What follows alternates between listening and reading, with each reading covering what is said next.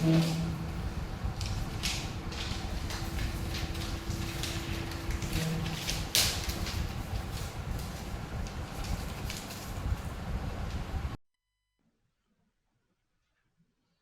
ప్రభుత్వం ఏర్పడి 19 నెలల నుంచి రోజొక కొత్త నాటకం ఆడుకుంటూ రోజొక అబద్ధం చెప్పుకుంటూ బీసీ రిజర్వేషన్ కోసం ఢిల్లీ పోతున్నాం, 42% రిజర్వేషన్ సాధిస్తాం అంచి పొంగరాలు కొట్టుకొని పోయి కాంగ్రెస్ ప్రభుత్వం ఇందిరాగాంధీ కుటుంబాన్ని పొగడడానికి జరిపింది కానీ సాధించింది ఏం లేదు. ఏదో 2 మాటలు మోడీ తిట్టాలని చెప్పి గద్దె తీస్తాం నేను ఇది తీస్తాం అని చెప్పి మాట్లాడి పాపం కట్టుకుంటే మొదలే మాట్లాడుకుంటుంది అన్నిసార్లు మేము నన్ను గిట్ట 2 మాటలు తిడతా మీరు ఏమనుకోకపోయినా మొదలే మోడీతో కూడా చెప్పుకొస్తారు. అటువంటి ముఖ్యమంత్రి ప్రజలను అన్ని విధాలు మోసం చేసుకుంటారు.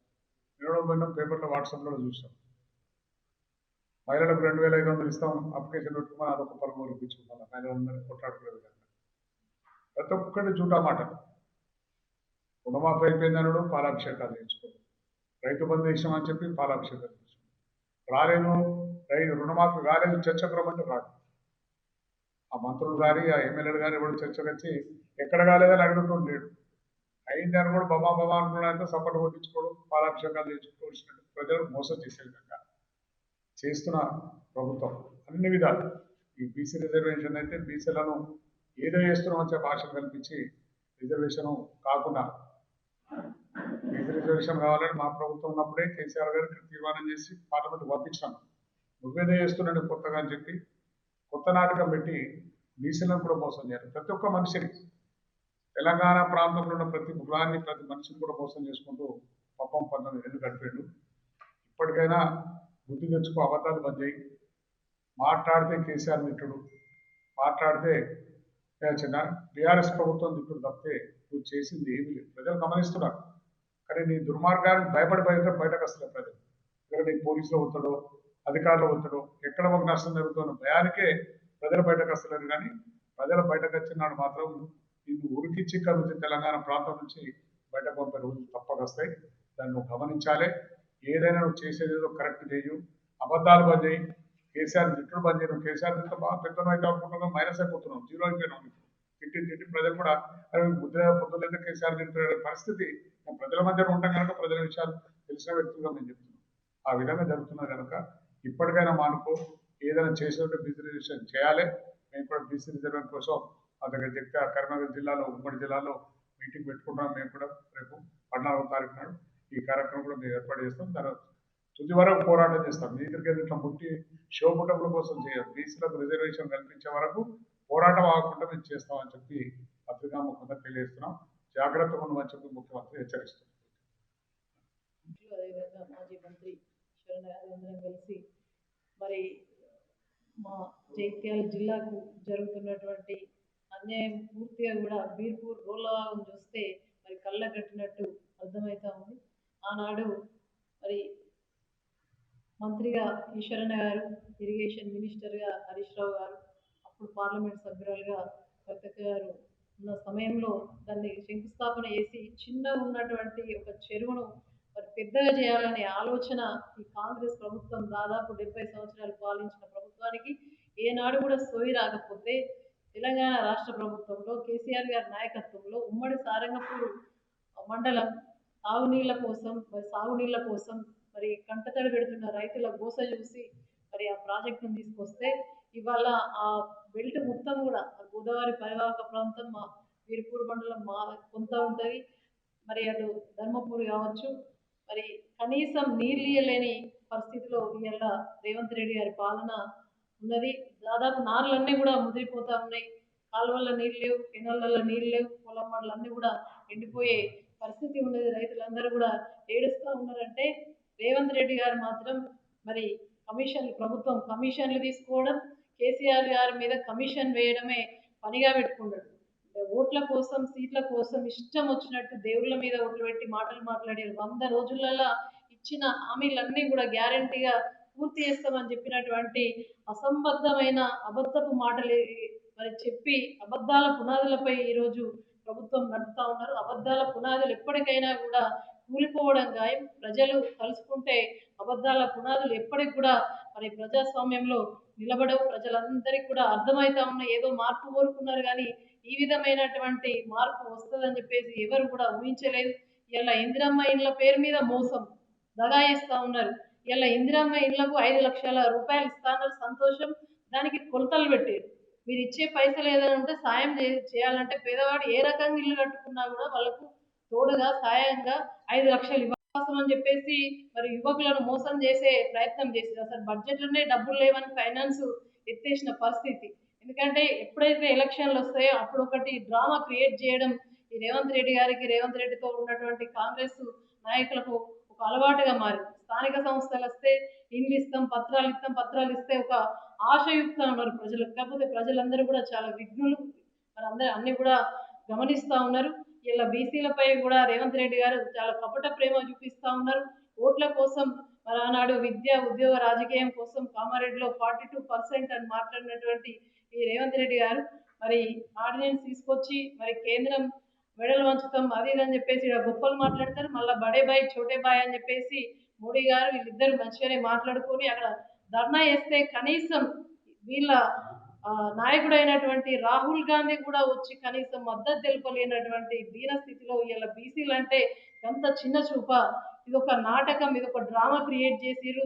మరి నేనేం చేయాలి అని చెప్పేసి పరిస్థితికి ఇలా రేవంత్ రెడ్డి గారు నా చేతులు ఏం లేదు అని అంటే ఇప్పట్లో బీసీల రిజర్వేషన్ లేనట్టే అని చెప్పేసి పూర్తిగా కూడా ఎత్తేసిండు. అక్కడ ఏమున్నా కూడా మరి వాళ్ళకు వాళ్ళు పూడుకోవడం ఇది తప్ప చేసింది ఏమి లేదు. దాదాపు ఇంకొక 4 నెలలు అయితే 2 సంవత్సరాలు అవుతుంది.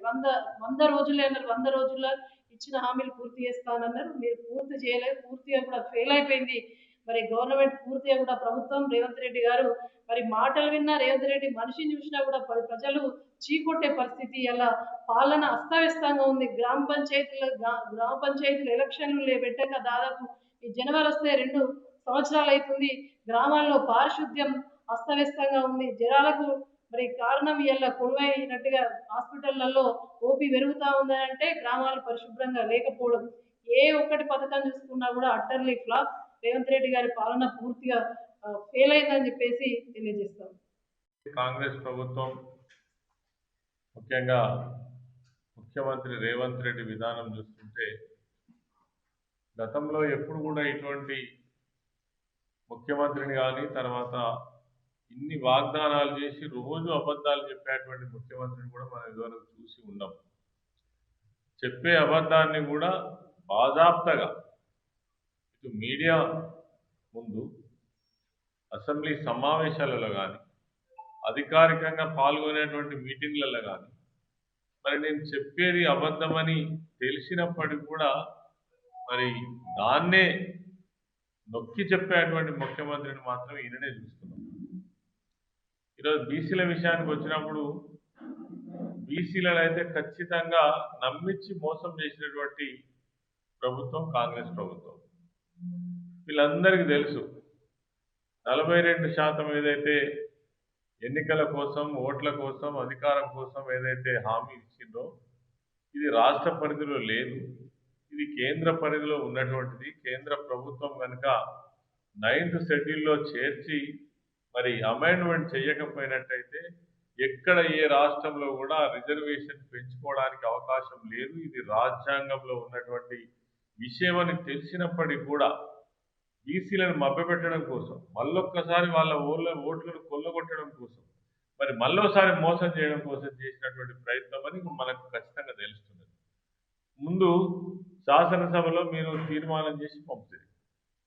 తీర్మానం చేసి పంపిన తర్వాత దాన్ని మరి ఆమోదించడం కోసం ప్రయత్నం చేయాలి తప్ప మొక్కుబడిగా ఏదో కేంద్ర ప్రభుత్వానికి పంపి మళ్ళీ హడావుడిగా ఏదైతే మీరు మంత్రివర్గ సమావేశం ఏర్పాటు చేసుకొని తర్వాత ఆర్డినెన్స్ తెచ్చింది. ఆర్డినెన్స్ను కూడా మన గవర్నర్ ఆమోదించడు. ఎందుకు ఆమోదించడం అంటే ఇది కేంద్ర పరిధిలో ఉన్నటువంటి విషయం, దీన్ని మేము చేయలేమనే ఉద్దేశంతో గవర్నర్ కూడా ఫైల్ తిప్పి పంపిస్తాడనే సంగతి వాళ్ళకు తెలుసు, వీళ్ళకు తెలుసు, గవర్నర్ తెలుసు, అందరికీ తెలుసు. తెలిసినప్పటికీ కూడా బీసీలను మోసం చేసేటువంటి ఒక పెద్ద డ్రామా జరిగింది. మరి వాళ్ళని నమ్మించే ప్రయత్నం చేసింది. తర్వాత మేము 42% ఇచ్చేసినామని పండగలు చేసుకున్నారు, సంబరాలు చేసిన జిల్లాల వారిగా. ఇంతకంటే మూర్ఖత్వం ఏముంటుంది? మరి నువ్వు పండగలు చేసుకున్నావు, మళ్ళీ ఢిల్లీకి ఎందుకు పోయినావు? మీ మంత్రులు, ముఖ్యమంత్రి, ఎమ్మెల్యేలు, ఎంపీలు అంతా ధర్నా ఎందుకు చేసిండు? ధర్నా చేసిన తర్వాత మళ్ళీ అక్కడ నువ్వు ఉపన్యాసాలు ఏం చెప్పినావు? మేము ప్రయత్నం చేసినాం, కేంద్ర ప్రభుత్వం సహకరిస్తలేదు, ఇది కేంద్ర ప్రభుత్వ ఆధీనంలో ఉన్నటువంటి విషయం, మేము ఒత్తిడి తీసుకురావడానికే వచ్చినామని నువ్వే చెప్పినావు కదా. ఇవన్నీ ముందే తెలుసు కదా నీకు. తర్వాత ఈ ముఖ్యమంత్రి మాట్లాడినటువంటి ఆయన స్పీచ్లోనే రాహుల్ గాంధీ ప్రధానమంత్రి అయిన తర్వాత 42% బీసీ రిజర్వేషన్ సాధించుకుంటామని చెప్పేసి సావు కౌరు చల్లగా చెప్పినట్టు ఢిల్లీలో ఈయన ఉపన్యాసంలో చెప్పింది. ఇంతకంటే దగా, ఇంతకంటే మోసం ఏముంటుంది బీసీలకు? అందుకే బీఆర్ఎస్ పార్టీ చిత్తశుద్ధితో బీసీలకు న్యాయం జరగాలని ఆనాడు కేసీఆర్ గారు ముఖ్యమంత్రిగా ఉన్నాడే ప్రతిపాదన చేయడం జరిగింది. దానికి మేము ఇప్పటికి కూడా కట్టుబడి ఉన్నాం. దానికి అనుగుణంగానే మళ్ళీ జిల్లాల వారీగా మరి సమావేశాలు నిర్వహించి బీసీలను మరొకసారి చైతన్యవంతం చేయడం కోసం, ఈ బీసీ ఉద్యమాన్ని నిరంతరం కొనసాగించడం కోసం రేపు 14వ తారీఖు ఏదైతే మరి ఈ బీసీ సభ జరుగుతుందో దానికి కేటీఆర్ గారు రాబోతా ఉన్నారు. మరి జగిత్యాల జిల్లా నుంచి కూడా మేము పెద్ద మొత్తంలో మా జిల్లా అధ్యక్షులు ఇప్పుడే ప్రకటించడం జరిగింది. మరి పెద్ద మొత్తంలో ఆ సభను విజయవంతం చేయడం కోసం ఇక్కడి నుంచి కూడా తరలి వెళ్ళడం జరుగుతూ ఉంది. ఇది ఒక విషయం అయితే, ప్రభుత్వము విధానం చూస్తుంటే ఆశ్చర్యం కలుగుతా ఉంది. అరే, ఒకవైపేమో వర్షాలు పడతలేవు, రైతులందరూ నార్లు పోసుకొని నాట్లు వేసుకున్నారు, నాట్లు దాదాపు కంప్లీట్ అవుతున్నాయి వెనుక ముందు చూస్తే. నీళ్లు లేని పరిస్థితి, రిజర్వాయర్లన్నీ కూడా అడుగంటిపోయినాయి. ఎస్ఆర్ఎస్పిలో ఇయ్యాలని కొంత తీస్తే 40 టీఎంసీలు ఉన్నాయి, కడెంలో 3 టీఎంసీలు ఉన్నాయి, ఎల్లంపల్లిలో 6 టీఎంసీల నీళ్లు ఉన్నాయి. అంతా కలిపితే 55 టీఎంసీ నీళ్లు ఉన్నాయి. మీరు 3 నెలల క్రితము అధికారికంగా మీటింగ్ పెట్టి 6 లక్షల ఎకరాలకు ఎస్ఆర్ఎస్పి ఫేజ్ 1 కింద మేము నీళ్లు అందజేస్తామని చెప్పేసి రైతులకు భరోసా చెప్తుంది. అరే, అక్కడ ఉన్నదే 9,65,000 ఎకరాలు అయితే మీరు 6 లక్షలకు ఇస్తా అన్నారు. ఇలా 6 లక్షల నుంచి ఈ 55 టీఎంసీల నీళ్లను మరి ఎక్కడికి ఇస్తారు? ఎస్ఆర్ఎస్పి ఫేజ్ 1 కింద మీకు తెలుసు, ఇలా కరీంనగర్, పాత కరీంనగర్ జిల్లాలో ఉన్నటువంటి ప్రాంతం కావచ్చు, వరంగల్ కావచ్చు, ఖమ్మం కావచ్చు, నల్గొండ వరకు ఉన్నది. మరి ఈ నీళ్లను ఎవరికి ఇస్తారు? ఇలా ఆశతోటి ఎదురు చూస్తున్నటువంటి ఈ లక్షలాది ఎకరాలలో మరి నాట్లు వేసినటువంటి రైతులకు ఏ రకమైన భరోసా ఇస్తారో మరి అర్థం కానటువంటి పరిస్థితి. మీరు అనుకుంటున్నారు ఇది వర్షాకాలమే, తప్పకుండా వర్షాలు వస్తాయి, ఎవరికి వాళ్ళు బతికిపోతారని. అంటే ఏమన్నట్టు, తెలంగాణ రాకముందు కూడా ఇదే పరిస్థితి. వర్షాలు వస్తున్నావు, ఆయన బావు చదువుకుంటున్నావు, బోర్ వేసుకొని మోటార్ పెట్టుకుంటున్నావు, వ్యవసాయం సాగింది. ఇవాళ ఎందుకు అట్టుకు అంటే కావాలని పట్టింపుతోటి ఈ కాళేశ్వరం ప్రాజెక్టును బదనాం చేసి గోదావరిలో ప్రాణహిత నది దగ్గర ఎక్కడైతే మనం మేడిగడ్డ ప్రాజెక్టు నిర్మాణం చేసినామో అక్కడ కావలసిన పుష్కలమైనటువంటి నీళ్లు పోతున్నప్పటికీ కూడా ఇప్పటికి ఈ నిమిషానికి కూడా 1,41,000 టీఎంసీల మన క్యూసెక్ల నీళ్లు పోతున్నాయని చెప్పేసి అధికారులు చెప్తున్నప్పటికీ కూడా అక్కడి నుంచి పంపు చేయకుండా కేవలం కాళేశ్వరం ప్రాజెక్టు ఆ పిల్లర్ మీదనే ఒక బహానా పెట్టి ఒక సాగు చూపించి 20 నెలలుగా నీళ్లు లిఫ్ట్ చేయకుండా, రిజర్వాయర్లు నింపకుండా, చెరువులు నింపకుండా గత సంవత్సరం కూడా అనేక వేలాది ఎకరాల్లో పొలాలు ఎండబెట్టినటువంటి పరిస్థితి ఉన్నది. ఈ రోజు కూడా గ్యారెంటీ లేదు. ఇలా రైతులు కూడా నమ్మకం లేకనే 4 ఎకరాల రైతు 2 ఎకరాలకే నాటు పెట్టుకున్నాడు. ఓదికి యూరియా దొరకలేదు, కరెంటు కోతలు ఎక్కువైనాయి, ట్రాన్స్ఫార్మర్లు కాలిపోతున్నాయి. మరి రైతులేమో యూరియా కోసం సొసైటీల దగ్గర లైన్ల కొద్దీ నిలబడతా ఉన్నారు. మరి వ్యవసాయం చేసుడా, సొసైటీల దగ్గర లైన్లలో నిలబడా, కరెంటు కోసం పోయి మోటార్లు కాలిపోతే వాళ్ళు మరి డి ఆఫీసుల కొద్ది తిరుగుడా, ఏంటిది అసలు అర్థం కాని పరిస్థితి. గతంలో కేసీఆర్ గారు 10 సంవత్సరాల అధికారంలో ఉన్నప్పుడు ఏనాడు రెప్పపాటు కరెంటు పోలే, యూరియా కొరత రాలే, తర్వాత నీళ్ళకి ఇబ్బంది పడలే, అసలు దర్జాగా వ్యవసాయం సాగించినటువంటి పరిస్థితి. ఒక్కసారిగా మీరు అధికారంలో రాగానే ఇదంతా కరుమరుగైపోయాయి. ఎక్కడ చూసినా నీళ్లు లేనటువంటి పరిస్థితి. మళ్ళా 100 ఫీట్లలో బోర్లు వేస్తే తప్ప నీళ్లు రాని పరిస్థితి. అంటే ఎటుబట్టి వ్యవసాయ రంగాన్ని సర్వనాశనం చేసినటువంటి పరిస్థితి అలా ఈ 20 నెలల్లో మనకు కనబడతా ఉన్నది. కాబట్టి ప్రభుత్వం నిమ్మకు నీరెత్తినట్టున్నది, పట్టనట్టున్నది, సస్తే జస్తరు భక్తులు మాకేంటి అనే అటువంటి పద్ధతులలో ఇవాళ వ్యవసాయ రంగాన్ని వదిలిపెట్టిండ్రు. ఇప్పటికే దాదాపు 600 మంది రైతులు ఆత్మహత్యలు చేసుకున్నారంటే ఆశ్చర్యం కాదు. ఇంతకంటే దుర్మార్గం ఏముంటది? ఈ ప్రభుత్వం ఎవరి కోసం పనిచేస్తున్నట్టు? ఇంకా మీదికెళ్ళి ఏం చేస్తారంటే రకరకాల కారణాలు చెప్తున్నారు. మేము ఇలా నీళ్ళు ఎత్తితే కరెంటు బిల్లులు కట్టాల్సి వస్తుందని ఒక ఆయన మాట్లాడుతాడు. కరెంటు బిల్లులు మరి దేనికోసం కడతావు? దేనికోసం డబ్బు ఖర్చు పెడతావు? ప్రధాన ఆధారమైనటువంటి వ్యవసాయ రంగాన్ని కాపాడడం కోసం కరెంటు వినియోగం చేసి దానికి డబ్బులు కట్టకపోతే దేనికోసం వాడతావు? కేసీఆర్ గారు ఆ రోజు ఒక ముందు చూపుతోటే కదా ఇవన్నీ ప్రాజెక్టుల నిర్మాణం జరిగింది. ఇలా కాళేశ్వరం ప్రాజెక్టు కేవలం మేడిగడ్డను సాకు చూపించి తెలంగాణ రైతాంగాన్ని ఎండబెట్టే ప్రయత్నం చేస్తున్నారు. ఏ రిజర్వాయర్లో కూడా నీళ్లు లేవు.